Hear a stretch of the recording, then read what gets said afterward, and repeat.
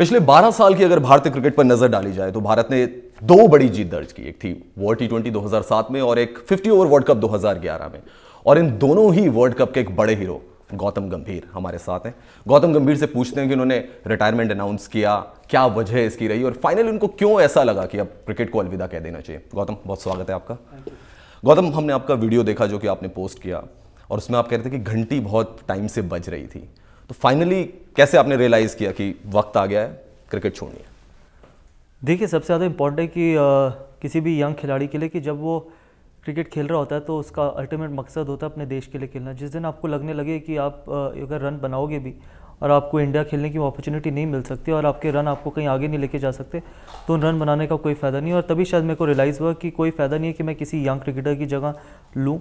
इससे बेटर ये है कि अगर कोई यंग खिलाड़ी रन बनाए और उसको उसके पास ज़्यादा मौका है कि वो जाके इंडिया के लिए खेले और कुछ स्पेशल करे, तो आई थिंक तब मैंने रियलाइज़ किया कि आई थिंक जब आपके रन आपको आगे नहीं लेके जा सकते तो रन बनाने का कोई फ़ायदा नहीं है।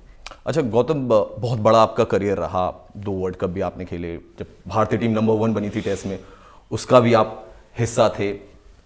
हर क्रिकेटर से जब भी हम पूछते हैं तो वो कहता है कि हाँ ये थोड़ी कमी रह गई, ये रह गई। आप सेटिस्फाई हैं अपने करियर से या आपको लगता है कुछ रन ज्यादा बन सकते थे, सेंचुरी ज्यादा बन सकती थी, या टीम में आप ज्यादा और टाइम तक हो सकते थे? देखिए, हमेशा जब भी कोई खिलाड़ी जब रिटायर होगा वो यही सोचेगा कि चाहे अगर आपने 100 टेस्ट मैच भी खेले तो उसको लगता है कि वो 125 या 130 टेस्ट मैच खेल सकता था। अगर आपने 10,000 रन बनाए हैं तो खिलाड़ी सोचता था कि वो 15,000 रन बना सकता था। मेरी कभी भी ऐसी कोई ड्रीम नहीं थी। मेरी अल्टीमेटली ये ड्रीम नहीं थी कि मैंने 100 टेस्ट मैच खेलने या 20-25 हज़ार रन बनाने इंटरनेशनल क्रिकेट में। हाँ, मेरी एक ड्रीम बहुत ज़्यादा स्ट्रॉन्ग थी कि मेरे को वर्ल्ड कप विनिंग टीम का पार्ट होना, और मेरे को 2 मौके मिले कि 2 वर्ल्ड कप विनिंग टीम के पार्ट होने के लिए। इससे ज़्यादा मौके मुझे नहीं लगता किसी भी खिलाड़ी को मिलते हैं। तो I think I should be a very satisfied man. Gautam, आपका मैं करियर देखें, अगर 3 इनिंग सबसे ज़्यादा हाईलाइट होती हैं, वैसे तो आपने बहुत सारी इनिंग खेली लेकिन 3 इनिंग सबसे ज़्यादा हाईलाइट होती हैं। एक वर्ल्ड टी20 में जो आपने इनिंग खेली 75 रन की, भारत को वर्ल्ड कप दिलाया। 2011 में 97 रन आपने बनाए और नेपियर की वो टेस्ट की पारी जब 9 घंटे आपने बल्लेबाजी की। अगर मैं आपसे कहूं कि आप रेट करें इन इनिंग्स को तो आप कैसे रेट करेंगे? देखिए, जब मैं बड़ा हो रहा था तो मेरे लिए टेस्ट क्रिकेट सबसे ज़्यादा इंपॉर्टेंट फॉर्मेट था, तो ऑब्वियसली नेपियर, बिकॉज नेपियर मेरा पहला ओवरसीज टूर भी था एज एन ओपनर। उससे पहले मैं साउथ अफ्रीका गया था लेकिन मेरे को तीनों टेस्ट मैच में मौका नहीं मिला था, तो वो मेरा पहला टूर था इंडिया से बाहर, सब कॉन्टिनेंट से बाहर। तो जब आप सब कॉन्टिनेंट से बाहर पहली बार जाते हो और 2.5 दिन खेलते हो, कई बार आप अपने खुद की पर्सनालिटी को भी बीट कर पाते हो, अपने खुद के टेम्परामेंट को भी बीट कर पाते हो। और वहाँ से मैंने ये रियलाइज़ किया कि एक इंसान जो सोचता है उसके अंदर कितना कैलिबर होता है कि जो वो सोचता है वो अचीव कर सकता है। और शायद उससे पहले मैंने कभी 9 घंटे बैटिंग नहीं करी थी, चाहे वो डोमेस्टिक क्रिकेट में हो, चाहे वो क्लब क्रिकेट में हो, चाहे वो कहीं पर भी हो। लेकिन वो मेरा पहला ऐसा इंसिडेंट था कि जहाँ 9 घंटे बैटिंग करी और हमने टेस्ट मैच सेव किया। तो आई थिंक वो एक टर्निंग पॉइंट भी था मेरे करियर का। वर्ल्ड कप 2011 की मैं बात करूं, 97 रन पर आप आउट हो गए और जब धोनी से हम लोगों ने उस समय पूछा था तो उन्होंने कहा था कि गौती को शतक तो लगाना चाहिए था। आपको मलाल रहा कि 3 रन बन जाते तो वर्ल्ड कप फाइनल के शतक की अलग बात होती है, हालांकि ये इनिंग भी किसी शतक से बहुत बड़ी इनिंग ही गिनी जाएगी। आई थिंक सबसे बड़ी बात है कि हिंदुस्तान में सिर्फ शतक की ही अहमियत है, क्योंकि हमारे यहाँ पर अगर आप 5 विकेट नहीं लेते तो आप फेलियर हो, अगर आप 100 रन नहीं बनाते तो आप फेलियर हो। ऐसी कोई बात नहीं। आज महिला जयवर्धने के शतक को कितने लोग जानते हैं? अल्टीमेटली जब आप इतने बड़े टूर्नामेंट खेलते हो और इतने बड़े मैचेस खेलते हो तो आपकी इंडिविजुअल परफॉर्मेंस मैटर नहीं करती, टीम जीतना ज़्यादा मैटर करती है। बिकॉज अगर आप वर्ल्ड कप नहीं जीतते तो चाहे आपने 150 रन बनाए होते, चाहे आपने 97 बनाए होते, कोई भी आपको ना पूछता। चाहे जिसने भी जो परफॉर्म किया था उस वर्ल्ड कप में कोई किसी को ना पूछता। सो इंपॉर्टेंट थिंग ये होती है जब आप बड़े टूर्नामेंट्स में जाओ कि आप रिजल्ट किस तरीके से अपने फेवर में लेके आ सकते हो। अगर मुझसे कोई एक रात पहले पूछता कि मैं 97 बनाऊंगा कल और वर्ल्ड कप हम जीतेंगे, तो मैं बहुत खुशी से ले लेता। बिकॉज बैट्समैन जब बीच में जाता है तो अपने साथ सिर्फ 0 लेके जाता है, उससे ज़्यादा जो भी वो रन बनाता है वो टीम के कंट्रीब्यूशन के लिए या टीम के बेटरमेंट के लिए ही होते हैं। तो 97 से तो बहुत ही बेहतर था। अच्छा, 2007 वर्ल्ड टी20 की मैं बात करूं, क्योंकि सहवाग उस मैच में खेले नहीं फाइनल में, यूसुफ पठान आपके साथ आए, तो कहा जा सकता है कि सीनियर मोस्ट है जिसके ऊपर सबसे ज्यादा जिम्मेदारी थी वो आप ही थे। पाकिस्तान का अटैक था उस दिन या उस मैच में, अगर आप रिकॉल करो आपके जहन में क्या चल रहा था, क्योंकि बहुत इंपॉर्टेंट मैच। और फिर लास्ट मोमेंट में मैं आपसे पूछना चाहूंगा जब श्रीशंत की तरफ कैच किया था मिसबाउल हक का, तब आप क्या सोच रहे थे? देखिए, हमारे को ये चीज़ ज़रूर पता थी कि हम जितने भी रन बनाएंगे पाकिस्तान के लिए मुश्किल होगा चेज़ करना, बिकॉज पाकिस्तान ट्रेडिशनली भी बहुत अच्छे चेजर्स नहीं है। तो इंपॉर्टेंट थिंग ये थी कि एक खिलाड़ी को टॉप 3 में से अगर 16 या 17 ओवर खेलता है तो आप 150 रन बना सकेंगे। और 150 रन की वर्ल्ड कप फाइनल में टी20 अगर हमारे को भी चेज़ करने पड़ते तो हमारे लिए भी बहुत मुश्किल होते हैं, इतने आसान नहीं होते 150 रन बनाना। तो हमने तो 155 रन बनाए थे, प्लस ऑब्वियसली यूसुफ पठान के साथ ओपन करी थी। यूसुफ पठान बहुत फेयरलेस तरीके के प्लेयर हैं, और आई थिंक जिस तरीके से उन्होंने स्टार्ट किया था, चाहे उन्होंने ज़्यादा रन नहीं बनाए, लेकिन जिस तरीके से उन्होंने स्टार्ट किया था वो बहुत मैटर करता था। प्लस आई थिंक सबसे ज़्यादा इंपॉर्टेंट ये था कि मैं 17 ओवर तक खेल सका। और जहाँ तक कि दूसरे क्वेश्चन का सवाल है, जब श्रीशांत के पास कैच गया था सब यही प्रे कर रहे थे कि पकड़ ले वो कैच, बिकॉज वो एक ऐसा मोमेंट था, बिकॉज अगर वो कैच ना पकड़ता तो जिस तरीके के फॉर्म में मिसबा थे, अगर उन्होंने वो शॉट नहीं मारा होता तो वो शायद 2 बॉलों बाद वो मैच जिता देते या टूर्नामेंट जिता देते अपनी टीम को। तो एक फॉर्चुनेट चीज़ भी, प्लस श्रीशांत ने, चाहे इजी से इजी कैच हो, जब इतने प्रेशर में कैच आता है तो कोई भी कैच बहुत ज़्यादा मुश्किल होता है। अच्छा गौतम, 2 बार जब आप टीम से आउट हुए उसके बाद 2 बार आपका कमबैक हुआ। एक तो बुलाया गया आपको इंग्लैंड सीरीज़ के लिए, उसके बाद जो सीरीज़ हो रही थी न्यूजीलैंड में, जिसमें न्यूजीलैंड इंदौर में आपने मैच भी खेला। आपको लग रहा है कि ये 2 चांसेस आपके पास थे जिसको ग्रैब किए जा सकते थे, और बीच में आप जस्टिन लैंगर के पास भी गए थे, स्टांस भी आपने थोड़ा खोला, ये चांसेस ग्रैब किए जा सकते थे, दोबारा से सीमेंट किया जा सकता था अपने प्लेस को? देखिए, अगर आप किसी भी खिलाड़ी को ये बोलेंगे कि आपके पास सिर्फ 2 टेस्ट मैचेस हैं या आपके पास 3 इनिंग है, अगर आप उसमें करते हो रन तो आप सीमेंट कर सकते हो, अगर आप नहीं करते तो आप ड्रॉप हो जाओगे। तो दुनिया का कोई भी बड़े से बड़ा खिलाड़ी हो, अगर आप उसको सिर्फ ये बोलो कि आपको 2 टेस्ट मैच दिए जाएंगे, अगर आप इनमें रन नहीं बनाओगे तो आप ड्रॉप हो जाओगे, तो आई एम श्योर कि कोई भी खिलाड़ी ऐसे रन नहीं बना सकता। चांसेस अगर आप देते हैं तो चांसेस आप रेगुलरली देते हैं, इसलिए नहीं देते कि और जब चांसेस मिले थे तो परफॉर्मेंस दे के चांसेस मिले थे, कि कोई मैंने हाथ जोड़ के चांसेस मांगे नहीं थे।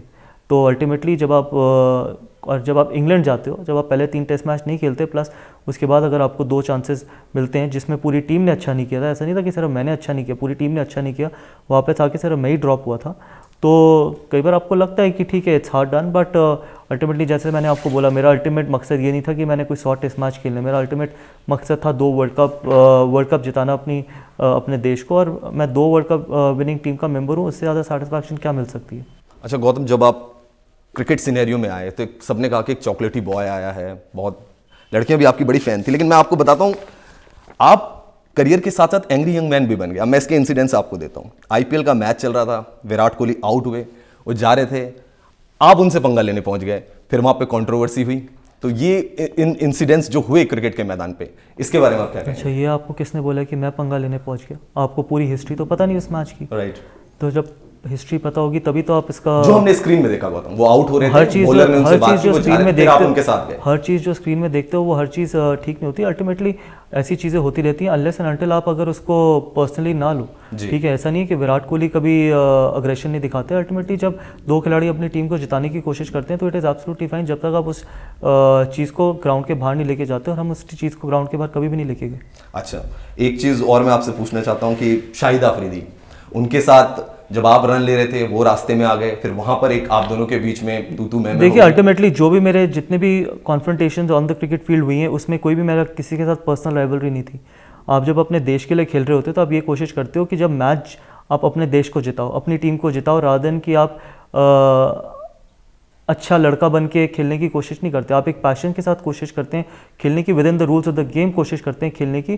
कई बार आप हीटेड आर्ग्यूमेंट्स में फंस जाते हैं, ऐसे नहीं कि सिर्फ मैं ही फंसा हूँ, बहुत सारे लोगों ने हीटेड आर्ग्यूमेंट्स करें, और इवेंचुअली यही होता है कि जब 2 पैशनेट लोग खेलते हैं अपने देश के लिए तो ऐसी चीज़ें होती रहती हैं। और मैंने हमेशा बोला है कि जब तक आप वो चीज़ें ग्राउंड के बीच में रख सकते हो, आई थिंक उसमें कोई भी खराबी नहीं है कि अगर आप अग्रेसिवली खेलना चाहते हो अंदर तो। ठीक है गौतम, हम ये मानते हैं कि आप एक फाइटर क्रिकेटर रहे हैं और आपने हमेशा से फाइट की है, लेकिन हाँ, कुछ कंट्रोवर्सीज चलती हैं हर क्रिकेटर के करियर के साथ। जैसे कुछ कंट्रोवर्सीज ऐसी होती हैं जो शायद आप नहीं चाहते फिर भी उसमें आप पड़ जाते हैं। जैसे महेंद्र सिंह धोनी की बायोपिक आ रही थी, तो आपने कहा कि बायोपिक जो है वो खिलाड़ी पे नहीं बल्कि सोल्जर्स पे बननी चाहती। तो उस समय जब आपने कमेंट किया तो आपके जहन में क्या था? देखिए, मैं तो अभी भी वही बात बोलता हूँ, अब तो MS धोनी की बायोपिक आ चुकी है, बाकी सब खिलाड़ियों की भी आ चुकी है। मैं तो अभी भी कहता हूँ कि स्पोर्ट्समैन से ज़्यादा डिज़र्व वो लोग करते हैं जिन्होंने देश के लिए बहुत बड़े बड़े काम करें। अगर आप यहाँ पर बैठे अगर आपसे कोई पूछे कि स्पोर्ट्समैन ज़्यादा डिज़र्व करता है या डॉक्टर अब्दुल कलाम ज़्यादा डिज़र्व करते हैं बायोपिक, तो आप क्या आंसर देंगे? या मदर टेरेसा ज़्यादा डिज़र्व करती हैं, या फॉर दैट मैटर कि मिस्टर श्रीधरन जिन्होंने हमारे को मेट्रो दी है दिल्ली की, वो ज़्यादा बड़ा काम है, या देश के लिए सिर्फ खेलना बहुत बड़ा काम है? तो मैंने उसमें कभी भी, आज भी मेरा वही स्टेटमेंट है।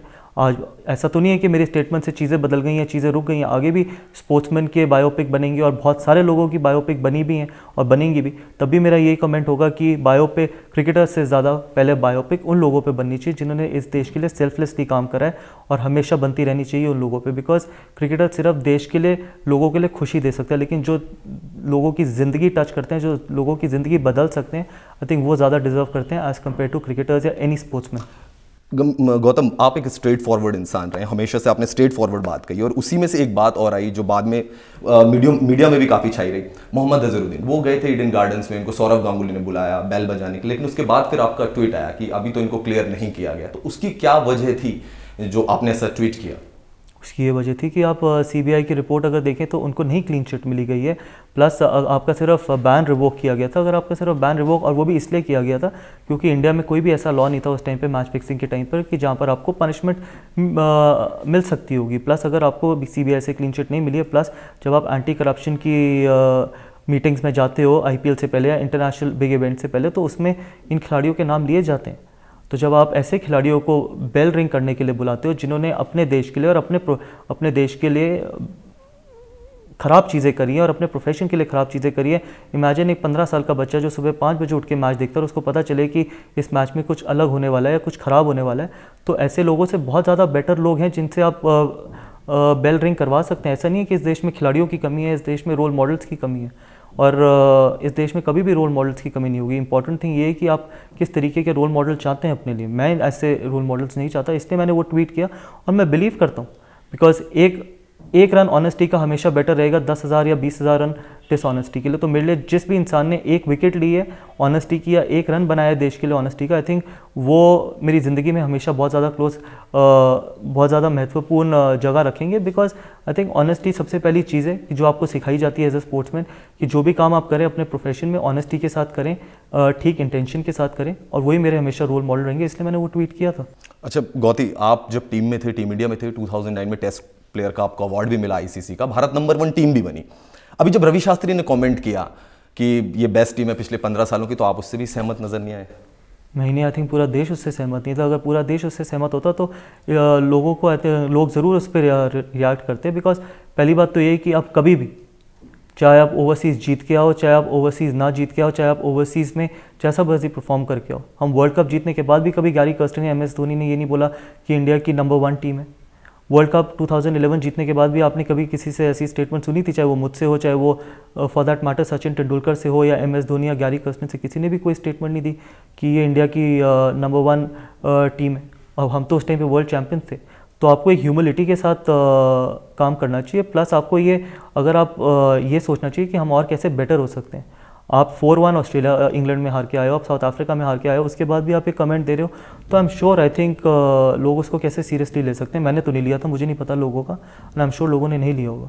चलिए, धोनी की आपने बात की और आपने बोला हमेशा कि मेरा रिलेशन उनके साथ बहुत अच्छा रहा। आप वाइस कैप्टन थे, वो कैप्टन थे, लेकिन खबरें ये जरूर आती रही हमेशा कि दोनों के बीच में कुछ अच्छा नहीं चल रहा है। शायद महेंद्र सिंह धोनी चाहते तो गौतम गंभीर, जो कि भारत के पास उस समय बेस्ट ओपनर अवेलेबल थे, उनको टीम में लाया जा सकता था। एक बार उन्होंने कमेंट भी किया कि हमारे थर्ड ओपनर तो गौतम गंभीर है। लेकिन जब विराट कोहली आए, उनसे पूछा तो उन्होंने कहा नहीं, अभी लोकेश राहुल हमारे तैयार हो रहे हैं। तो धोनी के साथ आपकी रिलेशनशिप कैसी रही इतने सालों में? और ये जो बातें सामने आती रही, आई थिंक बहुत रूमर्स है मेरे इस देश में, रूमर्स हमेशा फैलते रहेंगे और आगे भी फैले और आगे भी फैलेंगे, पहले भी फैले और आगे भी फैलेंगे। बहुत अच्छा रिलेशनशिप है। सबसे ज़्यादा इंपॉर्टेंट ये है कि हमने दोनों ने अपने करियर में सबसे ज़्यादा जो बड़ी चीज़ें करी हैं अपने करियर की, इकट्ठे ही करी हैं। चाहे वो 2 वर्ल्ड कप जीतना हो, चाहे वो नंबर 1 टेस्ट प्लेइंग नेशन बनना हो, चाहे हम CB सीरीज़ इकट्ठे जीते हैं, न्यूजीलैंड में टेस्ट सीरीज़ जीते हैं, साउथ अफ्रीका में सीरीज़ ड्रॉ करिए, और हमेशा बहुत अच्छे रिलेशंस रहे हैं। जब एक कैप्टन और एक वाइस कैप्टन इकट्ठे रहते हैं तो उसमें रिलेशनशिप ख़राब होने की बात ही नहीं है। ये सारे रूमर्स हैं और ये रूमर्स हमेशा चलते रहेंगे। अल्टीमेटली इन रूमर्स को आप तब तक क्लैरिफाई नहीं करते जब तक आपको पता है कि आपका रिलेशन किसी के साथ बिल्कुल ठीक है। गौती, बहुत अच्छा करियर आपका IPL में चल रहा था KKR के साथ, क्या वजह हुई? खबरें ये आई कि आपने उनसे कहा कि मुझे रिटेन करिए, उन्होंने रिटेन नहीं किया, फिर आपने KKR ही छोड़ दी। बिल्कुल भी नहीं। आई थिंक मैं दिल्ली वापस आना चाहता था, वो ज़्यादा इंपॉर्टेंट था। बिकॉज मुझे लगता था कि जहाँ से मैंने अपना IPL करियर स्टार्ट किया था वहीं से मेरे को अपना IPL करियर ख़त्म करना था, और ऐसी कोई भी बात नहीं है। बिकॉज ये आई थिंक म्यूचुअल डिसीजन था, जहाँ पर मैंने उनको बोला था कि मैं अपना करियर दिल्ली के साथ ख़त्म करना चाहता हूँ और कोशिश करना चाहता हूँ कि मैं दिल्ली के फॉर्च्यून्स टर्न अराउंड कर सकूँ। वो नहीं हुए वो अलग बात है, हर चीज़ का फेरी टेल एंड नहीं होता, लेकिन इंपॉर्टेंट थिंग ये थी कि मैंने अपना फर्स्ट क्लास करियर भी दिल्ली के लिए ख़त्म किया, प्लस मैंने अपना IPL करियर भी दिल्ली के लिए ख़त्म किया। मेरे पास over the period of time बहुत ऑप्शन थी किसी और स्टेट में जाके खेलने की, लेकिन मैं बाकी खिलाड़ियों की तरह कभी भी दिल्ली छोड़ के नहीं गया। बिकॉज लॉयल्टी एक ऐसा ट्रेट है, या तो आप में है या आप में नहीं है। दिल्ली से मैं 15 साल की उम्र में को पहली बार दिल्ली ने मौका दिया था स्टेट रिप्रेजेंट करने का, और 15 साल से लेके 22 साल तक मैंने सिर्फ दिल्ली के लिए ही खेला। ऐसा नहीं है कि मैं किसी और स्टेट में जाके खेला हूँ। तो लॉयल्टी एक बहुत इंपॉर्टेंट चीज़ है मेरी ज़िंदगी में, और मैं हमेशा बिलीव करता हूँ कि अगर आप किसी चीज़ के लिए लॉयल नहीं हो तो आप ज़िंदगी में, अगर आप अपने प्रोफेशन के लिए, अपनी टीम्स के लिए लॉयल नहीं हो तो आप किसी भी चीज़ में लॉयल नहीं हो। तो मैंने दिल्ली कभी नहीं छोड़ी, ठीक है। पहले 3 साल मैंने दिल्ली डेयरडेविल्स के लिए खेला, उसके बाद ऑब्वियसली उन्होंने मुझे रिटेन नहीं किया तो मैं केकेआर गया। बट जब मेरे पास ऑप्शन थी वापस आने की तो मैं दिल्ली आके वापस खेला हूँ, ऐसा नहीं है। और दिल्ली के बाद मैंने रिटायरमेंट ली है, ये नहीं मैंने किया कि मैं दिल्ली के बाद फिर ऑक्शन में जाके किसी और फ्रेंचाइज से खेल रहा हूँ। तो ये डिसीजन मेरा ही था कि मैंने अपना करियर, आईपीएल करियर दिल्ली के साथ ही खत्म कर। ये लेकिन थोड़ा सा अलग लगता है कि आप क्योंकि कैप्टेंसी कर रहे थे, फिर आपने कैप्टेंसी छोड़ दी, रणजी ट्रॉफी में भी कर रहे थे, फिर छोड़ दी, जबकि सीजन अभी लंबा पड़ा हुआ था। तो आप चाहते तो शायद सीजन के एंड में भी अनाउंस कर सकते थे अपना रिटायरमेंट। देखिए, जब आप आईपीएल में 6 मैच में 1 मैच जीतते हैं, प्लस उसके बाद आपको लगता है कि आप एज अ कैप्टन आए थे, आप एज अ कैप्टन नहीं डिलीवर कर पाए, प्लस एज अ प्लेयर आप नहीं डिलीवर कर पा रहे जिस तरीके से एक्सपेक्टेशंस है आपसे, प्लस आप दूसरे खिलाड़ी को उतना मौका देते हो, अपने दूसरे कप्तान को इतना मौका देते हो कि जब उसके पास चांस हो क्वालिफाई कराने का, आप 8 मैच के बाद या 9 मैच के बाद छोड़ते तो दूसरे खिलाड़ी के पास बिल्कुल ही मौका नहीं होता, आप प्लेऑफ की रेस से बाहर हो जाते। आप अगर किसी को मौका देते हो तो आप उसको फेयर मौका दीजिए, इसलिए मौका नहीं दीजिए कि सिर्फ दिखाने के लिए जी मैं कोई एक रिएक्शनरी डिसीजन ले रहा हूँ कि जी मैं डिलीवर नहीं कर पाया। इसलिए मैंने 6 मैच के बाद छोड़ी थी कि मुझे लगता था कि जो अगला कप्तान बनेगा उसके पास मौका है अभी भी प्लेऑफ में क्वालिफाई कराने का। नहीं पहुँचे वो अलग बात है। प्लस दिल्ली की कैप्टनसी मैंने इसलिए छोड़ी क्योंकि मुझे लगता है कि यंग खिलाड़ी आगे लेके जा सकते हैं दिल्ली की टीम को। मेरे पास इतना ज़्यादा टाइम नहीं है कि मैं अगले 5 या 6 साल नहीं खेलने वाला। जो यंग खिलाड़ी हैं उसके पास मौका है दिल्ली क्रिकेट को आगे लेके जाने का, प्लस किस तरीके से वो टीम बनाना चाहते हैं। गौतम, बहुत सारा सिनेरियो में ये भी बात चल रही है कि अभी तो आपका खुद मैंने एक ट्वीट भी देखा है, किंग्स 11 पंजाब के साथ शायद आपकी नई रिलेशनशिप शुरू होने वाली है। बिल्कुल भी नहीं, आई थिंक सारे रूमर्स हैं, बिकॉज अल्टीमेटली आपने ट्वीट किया अभी? मैंने ट्वीट उनको थैंक यू का किया था, जिस तरीके से उन्होंने रिटायरमेंट का ट्वीट किया था। अल्टीमेटली मैंने थैंक यू तो हर ट्वीट का जवाब दिया मैंने वापस। अगर मैंने दिल्ली डेयरडेविल्स को भी वापस जवाब दिया, मैंने केकेआर को भी वापस जवाब दिया और मैंने किंग्स 11 को भी वापस जवाब दिया। तो इसमें आई डोंट थिंक सो कि ऐसी कोई भी सच्चाई है। अच्छा, ट्वीट्स जितने चलते हैं सोशल मीडिया में, उसमें खबरें तो ये भी हैं कि शायद पॉलिटिक्स ज्वाइन कर लें गौतम गंभीर, 2019 के इलेक्शन भी आ रहे हैं। तो जो इतना स्ट्रेट फॉरवर्ड आदमी है, दिल्ली के लिए इतना सोचता है, तो पॉलिटिक्स में आ सकता है। देखिए, अल्टीमेटली अगर आप अपने सोशल इश्यूज़ के बारे में बात करते हो इसका मतलब ये नहीं है कि आप पॉलिटिक्स में ही आना चाहते हो। अल्टीमेटली सोशल इश्यूज़ आप इसलिए टेक ऑन करते हो because as a responsible citizen आपका काम है सोशल इश्यूज़ को टेकअप करना। प्लस मैंने एयर क्वालिटी के बारे में बात करी, और एयर क्वालिटी सिर्फ मेरे लिए तो नहीं है, आई थिंक जितने दिल्ली में लोग रहते हैं उन सब के लिए, प्लस हमारी आने वाली जनरेशंस के लिए भी है। और मेरे लिए ट्विटर एक ऐसा प्लेटफॉर्म है जहाँ पर आपको सोशल इश्यूज़ उठाने चाहिए और आपको गवर्नमेंट से क्वेश्चन करना चाहिए। और उस गवर्नमेंट से क्वेश्चन करोगे ना जो पावर में, आज अगर आम आदमी पार्टी पावर में है तो आप उन्हीं से तो क्वेश्चन करोगे, आप कांग्रेस से तो नहीं क्वेश्चन कर सकते। प्लस आपने बीजेपी को भी टैग किए, तो अगर आपने आम आदमी पार्टी को क्वेश्चन किया तो उनके पास इतनी आई थिंक करेज होनी चाहिए कि वो वापस आपको ठीक तरीके से जवाब दें। अगर आप ठीक तरीके से जवाब नहीं देते इसका मतलब ये कि आपने 4.5 साल कुछ किया ही नहीं है दिल्ली की एयर क्वालिटी के लिए। आप आज दुनिया को क्या दिखाते हो कि दिल्ली का एयर कैपिटल, जो इंडिया का कैपिटल है दिल्ली, वो one of the most polluted cities in the world है। ये अगर आप दुनिया को दिखाओगे तो कहीं ना कहीं आई थिंक ये as a citizen of this country ये आपके लिए एक शेम की बात है। और प्लस मैं जब बड़ा हो रहा था तो आपके सिर्फ स्कूल में 2 तरीके की हॉलीडेज़ होती थी, समर वेकेशंस और विंटर वेकेशंस। आज जब मेरी बच्ची स्कूल जाती है तो उसको एक्सेस पोल्यूशन की भी हॉलीडे मिलती है कि स्कूल बंद हो जाते हैं कि पोल्यूशन लेवल बहुत ज़्यादा हाई है, कि डेंगू फैला हुआ है, प्लस चिकनगुनिया फैला हुआ है। ऐसी डिजीज़ शायद 15 या 20 साल पहले कभी होती भी नहीं थी। तो आप किससे क्वेश्चन करोगे? आप उसी सीएम से तो क्वेश्चन करोगे और तो किसी से नहीं क्वेश्चन करोगे। Plus I am sure I think CM के पास इतना करेज होनी चाहिए कि वो वापस उसका जवाब दें। चुनाव नहीं लड़ेंगे मतलब आप? बिल्कुल भी नहीं, अभी तक तो कुछ ऐसा दिमाग में नहीं सोचा। अच्छा, कुछ लास्ट सवाल है। विराट कोहली, जब आपने भी सेंचुरी स्कोर की, उन्होंने भी सेंचुरी स्कोर की, और वो पल हमें याद आता कि आपने अपना मैन ऑफ द मैच उनको दे दिया था। आज बहुत बड़े खिलाड़ी हैं, भारत के कप्तान हैं, आप उनका सिनेरियो कैसे देख रहे हैं? क्या भारत को ओवरसीज ऑस्ट्रेलिया में सीरीज जिता पाएंगे? और एज ए बैट्समैन क्या सचिन तेंदुलकर को जो रिकॉर्ड है, जो बहुत सारे लोग कह रहे हैं कि ये वो खिलाड़ी जो तोड़ सकता है, इसके बारे में आपकी क्या राय है? देखिए, पहली बात तो ये ऐसा अच्छा मौका नहीं है इंडिया के पास कि वो ऑस्ट्रेलिया को हरा सके ऑस्ट्रेलिया में, बिकॉज जिस तरीके की ऑस्ट्रेलिया की बैटिंग लाइनअप है, प्लस जिस तरीके की इंडिया की बॉलिंग लाइनअप है, अगर इस बार इंडिया नहीं जीती तो आगे आते हुए बहुत मुश्किल हो जाएगा। प्लस आई थिंक रिकॉर्ड्स मेरे लिए बिल्कुल भी मायने नहीं रखते। जैसे मैंने आपको पहले बोला है कि 10,000 रन 20,000 रन बनाने से मेरे को कोई सेटिस्फैक्शन नहीं मिलेगी, बिकॉज अल्टीमेटली अगर आप अपनी टीम को इंपॉर्टेंट टूर्नामेंट्स नहीं जिता सकते तो उस रनों का कोई भी फ़ायदा नहीं है। तो रिकॉर्ड्स 20,000 रन, कोई 20,000 रन भी बनाएगा, कोई 30,000 रन भी बनाएगा। अल्टीमेटली आपकी लेगेसी तब पता चलती है कि जब आप बड़े टूर्नामेंट जीत चुके होते हो, अगर आप वर्ल्ड कप जीतो, अगर आप ओवरसीज़ कंडीशंस में जीतो, बिकॉज उसी के लिए आप क्रिकेट खेलना स्टार्ट करते हो और उसी को आप टीम स्पोर्ट कहते हो। अगर आप सिर्फ रन बनाने के लिए खेलो या सिर्फ विकेटें लेने के लिए खेलो तो आई थिंक आपको इंडिविजुअल स्पोर्ट खेलना चाहिए। अच्छा गौती, शाहिद आफरीदी कह रहे हैं कि विराट को कप्तानी सीखने में भी टाइम लगेगा, आप धोनी से उनका कंपैरिजन नहीं कर सकते। आपने जिन कप्तानों के अंदर खेला, धोनी के अंदर काफी लंबा पीरियड रहा, विराट के अंदर भी 1-2 टेस्ट आपने खेले, खुद भी आपने कप्तानी की न्यूजीलैंड के अगेंस्ट सीरीज में, आपका फेवरेट कैप्टन कौन रहा? देखिए मैंने बहुत कप्तानों के अंडर खेला, लेकिन और मैंने एक कप्तान के अंडर बहुत कम खेला, लेकिन वो मेरे फेवरेट कप्तान रहे हैं, वो हैं अनिल कुंबले। बिकॉज मुझे लगता था कि अगर अनिल कुंबले इस देश की ज़्यादा कप्तानी करते तो वो इंडियन क्रिकेट को बहुत ज़्यादा ऊपर लेके जा सकते थे और इंडियन क्रिकेट बहुत ज़्यादा सेफ हैंड्स में रहती। अनफॉर्चुनेटली उन्होंने ज़्यादा कप्तानी नहीं करी, बिकॉज जिस तरीके के वो ऑनेस्ट इंसान है, जिस तरीके से वो ऑनेस्टी से खेले हैं, और वो हिंदुस्तान के सबसे बड़े मैच विनर भी रहे हैं।